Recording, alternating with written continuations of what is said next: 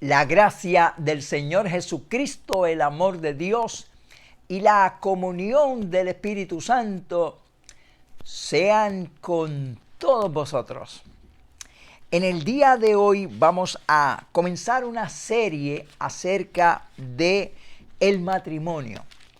Este es un tema muy importante, ya que el matrimonio es una de las instituciones más importantes de la tierra. De hecho, es la primera institución, y esta institución fue dada por Dios mismo. Dios fue el que estableció el matrimonio. No es un invento humano, ni tampoco gubernamental, ni mucho menos, sino que es establecido por Dios. Y como Dios lo estableció, tiene esa importancia. Y es la base de toda la convivencia aquí en la tierra. Porque al Dios constituir el matrimonio, la primera pareja, de ahí fueron procreándose toda la humanidad. Y esa es la base. Y Dios instituyó el matrimonio como el fundamento de la sociedad. Porque la voluntad de Dios fue establecer familias para que esas familias pudieran engendrar hijos, criarlos, desarrollarlos, y esos hijos, cuando fueran grandes también, pudieran también establecer otras familias, unirse a otros cónyuges para establecer el mismo patrón de Dios, ¿verdad? Desde la primera pareja, para que pudieran también engendrar hijos, criarlos, enseñarles, y así sucesivamente se fuera desarrollando la humanidad. Así que fíjate la importancia de la creación de Dios con la familia. Primero Dios creó al hombre y luego creó a la mujer y los unió para que estuvieran formando una familia. Y quiero comenzar la Biblia en el primer capítulo, casualmente, en el mismo primer capítulo, cuando Dios crea los cielos y la tierra y todo lo que hay en ellos, después que creó todo, que preparó todo el mundo. Entonces crea al hombre y a la mujer. Y el primer verso que vamos a tener es el versículo número 27 del capítulo 1. Mira lo que dice allí la Biblia. Dice: y creó Dios al hombre a su imagen. A imagen de Dios los creó. Varón y hembra los creó. Y los bendijo Dios y les dijo: fructificad y multiplicaos, llenad la tierra y sojuzgadla, señoread en los peces del mar, en las aves de los cielos, en todas las bestias que se mueven sobre la faz de la tierra. Fíjate qué importancia tiene este versículo, y es que en el mismo primer capítulo Dios crea al hombre, lo establece aquí en la tierra, y a su mujer, y les dicen que ellos tienen la autoridad de sojuzgar al mundo, de ser los príncipes de la tierra. Y esto es importante porque aquí vemos que la creación de Dios para el matrimonio es antes de la caída. La caída del hombre en el pecado fue en el capítulo 3. Estamos hablando del capítulo 1. Así que desde que Dios los crea, entonces los bendijo Dios. Dios bendijo esa unión y les dio la autoridad y les habló para que puedan multiplicarse, procrear. Entonces, quiere decir que el matrimonio y la unión matrimonial es una creación santa de Dios, porque no habían pecado. Es antes de la caída, y Dios les dijo a ellos que se multiplicaran, que fueran una carne y que se multiplicaran y se procrearan. Quiere decir que todo lo relacionado con el matrimonio como establecido por Dios, incluyendo la intimidad, incluyendo el sexo, es algo santo. Y digo esto porque algunas personas piensan que el sexo es algo abominable o que es impuro, pero no es así.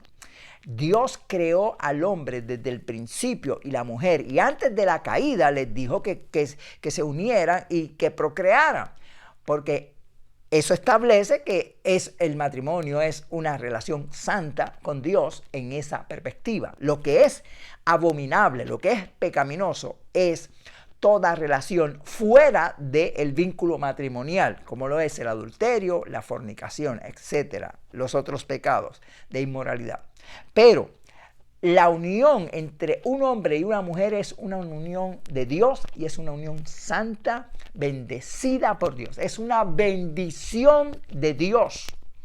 De hecho, Proverbios capítulo 18, versículo 20, quiero citar esa escritura. Mira lo que dice la Biblia. Dice, el que haya esposa, o viceversa, el que haya esposo, halla el bien y alcanza la benevolencia de Dios, de Jehová Dios. O sea, tener esa relación de una esposa o de un esposo, unirse en matrimonio, es una bendición de Dios, porque aquí dice la Biblia que Dios los bendice y le alcanza la benevolencia, el favor de Dios. O sea que la voluntad de Dios es que el hombre y la mujer estén unidos en el matrimonio. Esa es la perfecta voluntad de Dios para cada ser humano. Que hay algunas excepciones, ¿verdad? Obviamente, pero es lo menos. La voluntad perfecta de Dios es que el hombre y la mujer estén unidas. Porque más adelante Dios lo dice en el capítulo 2, también antes de la caída, le dijo Dios que no era bueno que el hombre estuviera solo y por consiguiente tampoco es bueno que la mujer esté sola. La voluntad perfecta de Dios es que el hombre y la mujer estén juntos. ¿Por qué? Porque cuando Dios creó al hombre, lo creó con unas cualidades y cuando creó a la mujer, la creó también con unas cualidades. El hombre y la mujer no son los mismos, ni físicamente, ni biológicamente, ni emocionalmente son iguales, porque Dios los creó así. ¿Para qué? Para que al unirse se complementaran y cuando el hombre y la mujer se unen están completos. Lo que le falta al hombre lo tiene la mujer y lo que le falta a la mujer lo tiene el hombre. Es un complemento. Dios fue el que creó eso así. Y eso es así biológicamente, emocionalmente y físicamente. Y cada día la ciencia se da cuenta más de esta unión tan perfecta, que Dios lo hizo de esa forma. O sea que cuando estamos unidos en el matrimonio, el hombre o la mujer están completos porque están en armonía. Ok, ese es el primer punto que es importante que podamos entender, que esto es una bendición de Dios, que Dios estableció el matrimonio, que es un vínculo santo de Dios y que es un complemento para ambas partes, para que podamos entonces vivir en una vida plena. Cuando estamos unidos podemos vivir en una vida plena, ¿ok? Ahora, de ahí partimos para muchas cosas interesantes que tenemos que ir entendiendo en esta unión. ¿Por qué? Alguno dirá, bueno, ¿por qué si es una unión santa? ¿Por qué si Dios bendice? ¿Por qué hay tantos problemas que surgen en muchos matrimonios? Ok, el problema yo lo visualizo y se resume por falta de conocimiento. Es como todas las cosas en la vida. Todas las cosas en la vida, tanto la relación matrimonial, la relación interpersonal, la relación de hijos, la relación de todo, en el trabajo, en la sociedad, en el gobierno, en todas las cosas, es que nosotros no entendemos cómo hacer las cosas correctamente. Por eso Dios nos da este libro, que es la Biblia, que es el manual para vivir la vida que agrada a Dios. Nadie nace aprendido, nadie viene aquí con todo el conocimiento. Por eso Dios nos dio la Biblia, su palabra, y aquí en la Biblia hay muchísimos pasajes que hablan de cómo entonces hacer las cosas correctas para que esa unión que Dios nos dio, hablando en este caso del matrimonio, pueda ser fructífera y pueda ser de bendición. No podemos a dar por sentado las cosas, tenemos que aprender. En todas las áreas de la vida es así, tenemos que aprender en todo. En la vida espiritual, en la relación con Dios hay que aprender, en la vida de consagración hay que aprender, en el trabajo, en la obra de Dios hay que aprender, porque nadie nace, como dije y repito, con todo el conocimiento.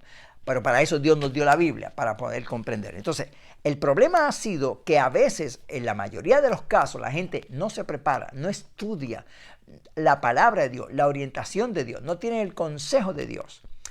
Claro, algunas personas no tienen a Cristo y obviamente no tienen la orientación de la palabra de Dios, y cuando vienen al Evangelio pues desconocen cómo vivir y convivir en el matrimonio. Pero también hay creyentes que tampoco se preparan y jóvenes que tampoco se preparan para el matrimonio ni saben cómo lidiar. Inclusive hay iglesias donde no se hablan estos temas. Y por eso es que nosotros en este ministerio hablamos de todos estos temas, porque es necesario hablar, porque hay que orientar. Porque dice la Biblia, mi pueblo perece por falta de conocimiento. Eso lo dice Dios. Y hay matrimonios que están pereciendo por falta de conocimiento.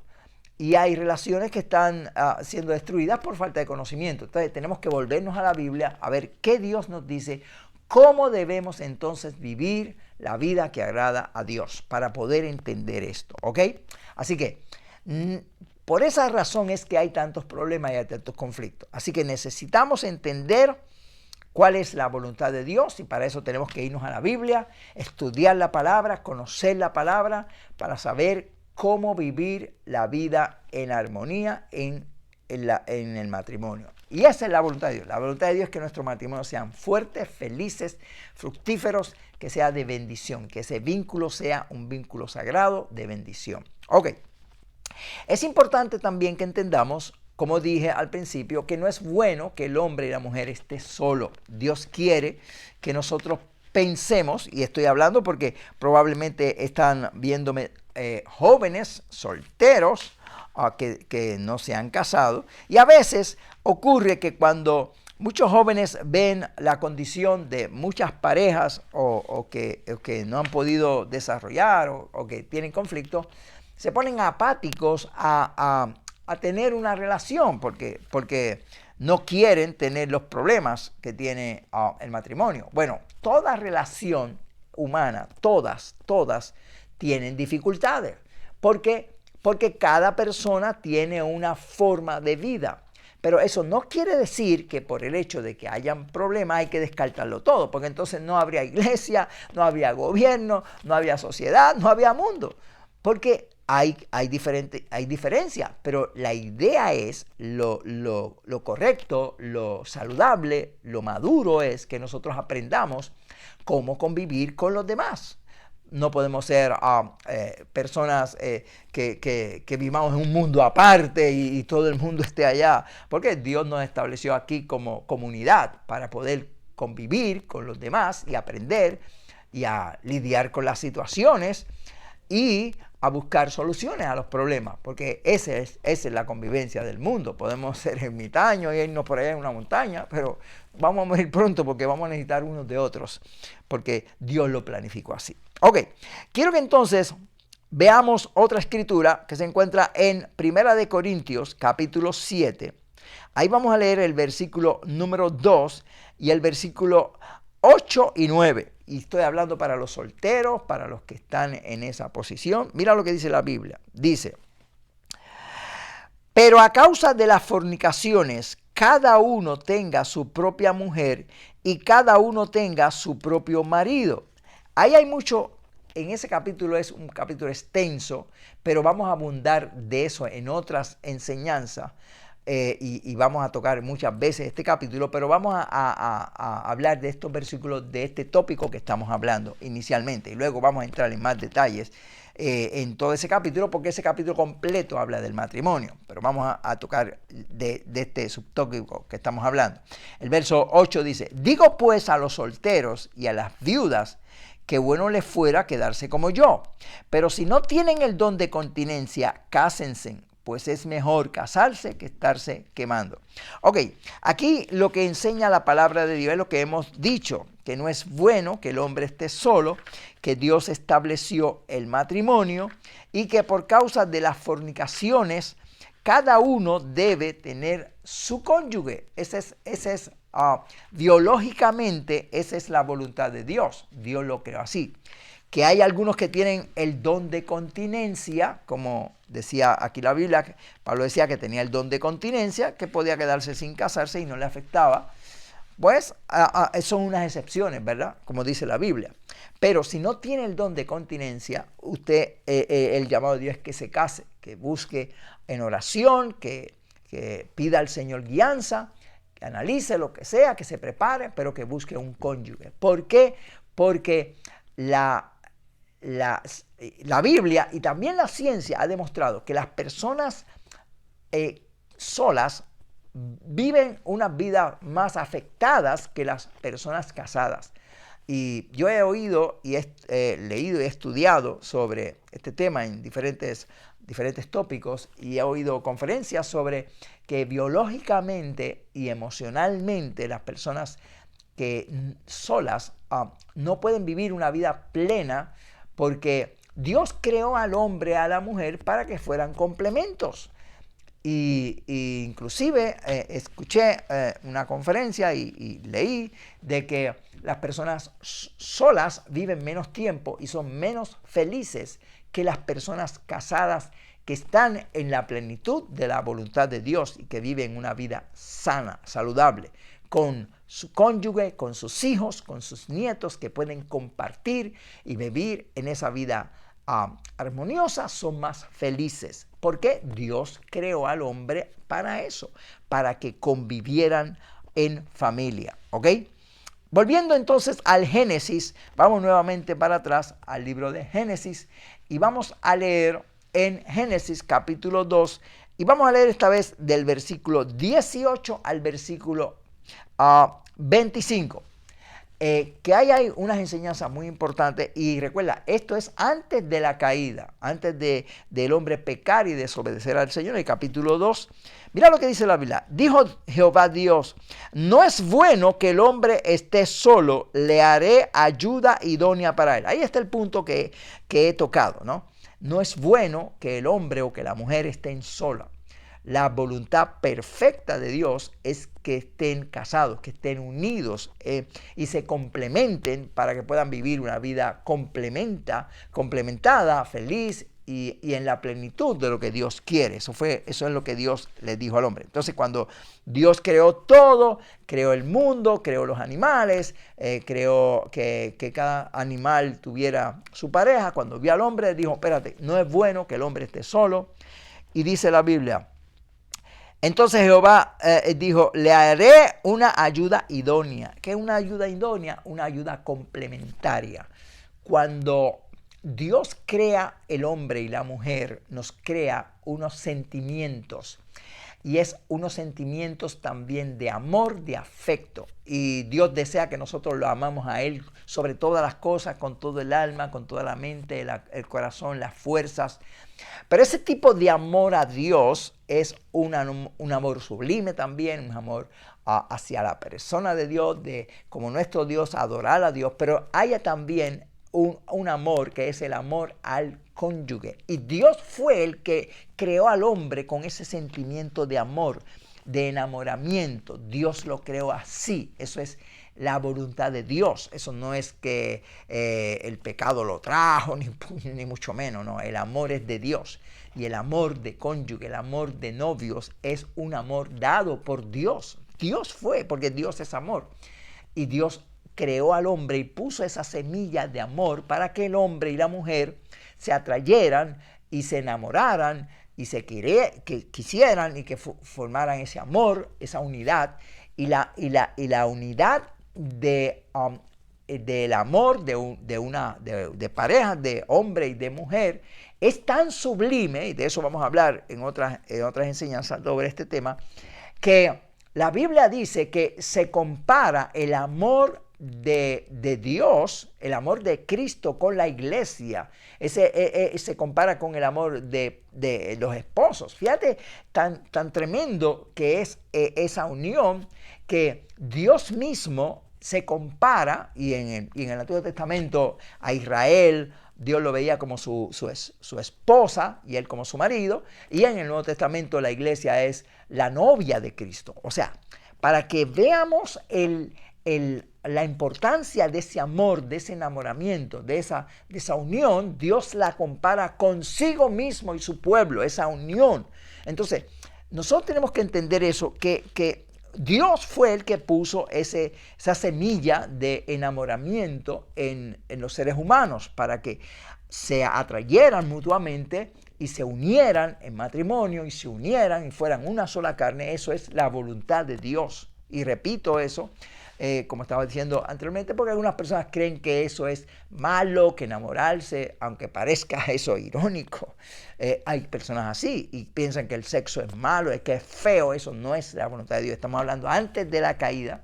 Como dije y repito, Dios fue el que creó el sexo, los órganos sexuales, la atracción sexual. Eso fue Dios que lo hizo. Lo que pasa es que el pecado y Satanás todo lo daña y lo dañó también, pero no quiere decir que porque el diablo lo dañó, nosotros tenemos que vivir en esa vida dañada. Tenemos que volvernos a Dios y hacerlo de la forma correcta, como dice la palabra, como Dios lo instituyó. Y esa forma es sublime, es bonita, es hermosa porque la hizo Dios. Ese amor sublime es la voluntad de Dios para nosotros. Por eso dice aquí que Dios le dijo al hombre que iba a hacer una ayuda idónea. Entonces dice, Jehová Dios pues formó de la tierra toda bestia del campo y toda ave del cielo y los trajo a Adán para que viniese que viese cómo les había de llamar, y todo lo que Abraham llamó y los animales, a los animales vivientes, ese es su nombre. Y puso a Abraham nombre a toda bestia, a las aves del cielo, a todo ganado del campo, mas para Adán no se halló ayuda idónea para él.